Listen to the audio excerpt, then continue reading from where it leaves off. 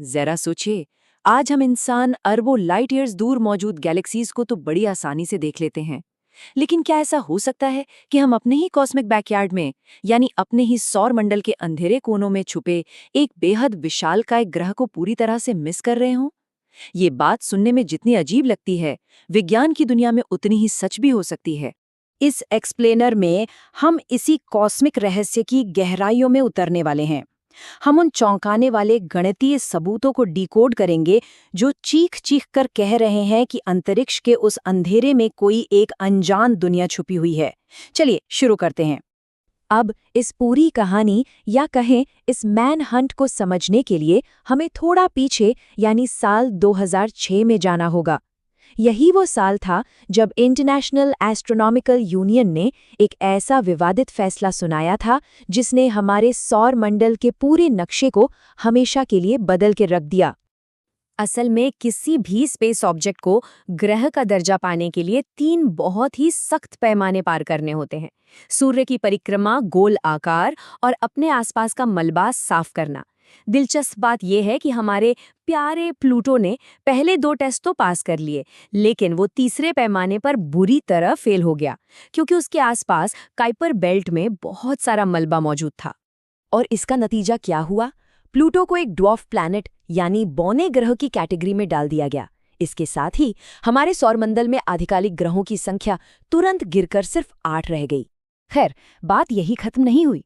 जैसे जैसे खगोलविदों ने काइपर बेल्ट यानी वही विशाल बर्फीला मलबे का घेरा जहां प्लूटो मौजूद है उसमें और गहराई से देखना शुरू किया, तो उन्हें वहां एक तरह का कॉस्मिक क्राइम सीन नजर आया। वहां कुछ ऐसा हो रहा था जो बिल्कुल भी नॉर्मल नहीं था। उन्होंने नोटिस किया कि काइपर बेल्ट के 6 खास बर्फीले पिंड अविश्वसनीय रूप से अजीब और एकदम सिंक्रोनाइज्ड कक्षाओं में घूम रहे हैं। ये सभी एक ही दिशा में झुके हुए हैं और एक ही समय पर सूर्य के एक ही साइड आ रहे हैं। अब देखिए, अंतरिक्ष में इतनी सारी चीजें एक साथ होना, इसे महज एक रैंडम इत्तेफाक तो बिल्कुल नहीं माना जा सकता था। और यहीं से कहानी में एक बड़ा ट्विस्ट आता है। साल 2016 में कैलटेक के वैज्ञानिकों कॉन्स्टेंटीन बैटकिन और माइक ब्राउन ने एक literally bombshell research paper publish किया। उन्होंने इन सभी अजीब घटनाओं के पीछे सिर्फ एक ही वजह होने का प्रस्ताव रखा। उनके कंप्यूटर सिमुलेशंस ने कुछ ऐसा साबित किया जिसने पूरी दुनिया के खगोलविदों के होश उड़ा दिए। उनके मुताबिक एक बेहद विशाल और छुपा हुआ गुरुत्वाकर्षण बल ही वो एकलौती चीज है जो काइपर बेल्ट में देखे जाने वाले इस अजीब ऑर्बिटल पैटर्न को बना सकता है। मतलब एक अनदेखा नौवा ग्रह। तो अब सवाल ये है कि आखिर ये प्राइम सस्पेक्ट दिखता कैसा है? थ्योरी के मुताबिक ये एक आइस जायंट हो सकता है, बिल्कुल हमारे नेपच्यून की तरह, लेकिन उससे कहीं ज्यादा दूर अंतरिक्ष के घने अंधेरे में छिपा हुआ। और इसके आकार का अंदाजा हैरान कर देने वाला है। कैलकुलेशन से पता चलता है कि ये फैंटम प्लैनेट द्रव्यमान में हमारी पृथ्वी से लगभग 5 से 10 गुना तक ज्यादा बड़ा हो सकता है। सच में ये बहुत ही विशाल है। लेकिन इसके आकार से भी ज्यादा शॉकिंग है इसकी दूरी। अनुमान है कि इसे सूर्य का सिर्फ एक चक्कर पूरा करने में 10 से 20 हजार साल तक का समय लग सकता है।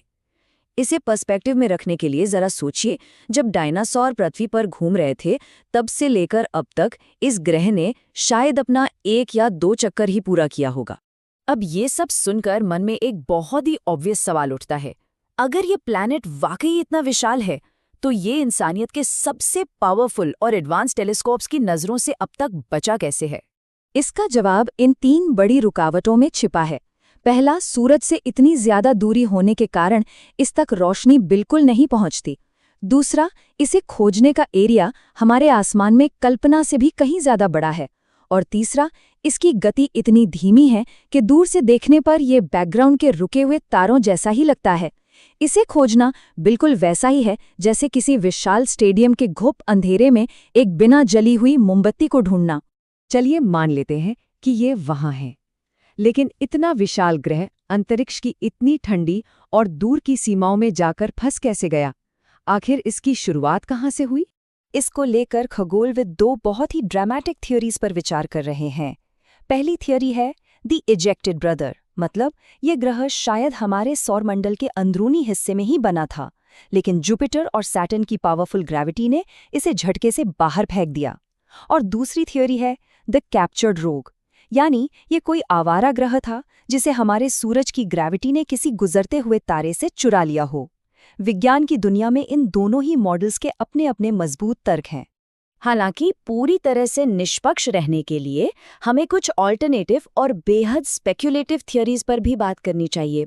कुछ वैज्ञानिकों का मानना है कि वहाँ जो गुरुत्वाकर्षण है वो शायद किसी एक ग्रह का है ही नहीं, वो काइपर बेल्ट के कई छोटे छोटे बर्फीले ऑब्जेक्ट्स का कंबाइंड असर हो सकता है, या फिर शायद वो बिग बैंग के समय का कोई प्राइमोर्डियल ब्लैक होल है जो हमारे सौरमंडल के बाहरी किनारे पर फंस गया है।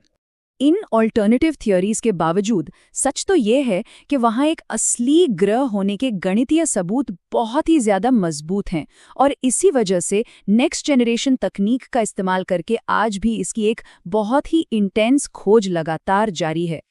ताज़ा स्टडीज़ की माने तो ये ग्रह इस वक्त अपने एपहीलियन पर हो सकता है। आसान भाषा में कहें तो ये अपनी ऑर्बिट के उस पॉइंट पर है जो सूरज से सबसे ज़्यादा दूर और सबसे ज़्यादा अंधेरे में है। यही वजह है कि इसे डिटेक्ट करना अभी इतना मुश्किल हो रहा है। हालांकि अच्छी बात यह है कि आने वाले सालों में ये धीरे धीरे सूरज के करीब आना शुरू कर देगा। वैसे विज्ञान का इतिहास खुद को बहुत ही शानदार तरीके से दोहराता है। हमें याद रखना चाहिए कि करीब 150 साल पहले नेपच्यून की खोज भी बिल्कुल ऐसे ही हुई थी। किसी भी टेलीस्कोप से देखे जाने से बहुत पहले उसे सिर्फ गणितीय कैलकुलेशंस के जरिए खोज लिया गया था। तो प्लैनेट 9 के साथ भी बिल्कुल ऐसा ही हो सकता है। और उम्मीद की सबसे बड़ी किरण है चिली में बन रही नई वेरा सी रूबिन ऑब्जर्वेटरी। ये जल्द ही हर कुछ दिनों में पूरे आसमान को बेहद बारीकी से स्कैन करना शुरू कर देगी। इसके साथ ही दुनिया भर के सिटीजन साइंटिस्ट भी लगातार डेटा एनालाइज कर रहे हैं। सच कहें तो इंसानियत इस रहस्यमयी केस को सुलझाने के इतने करीब पहले कभी नहीं थी। तो आखिर में ये पूरी खोज हमें सिर्फ एक ही बात याद दिलाती है कि हमारा सौर मंडल आज भी एक बेहद रहस्यमयी और खूबसूरत जगह है। यह हमें सोचने पर मजबूर कर देता है कि अंतरिक्ष के उन गहरे, ठंडे और अंधेरे कोनों में अभी और ऐसे कितने ही चौंकाने वाले रहस्य हैं जो बस हमारे खोजे जाने का इंतजार कर रहे हैं। तो क्या हम कभी प्लैनेट 9 को ढूंढ पाएंगे,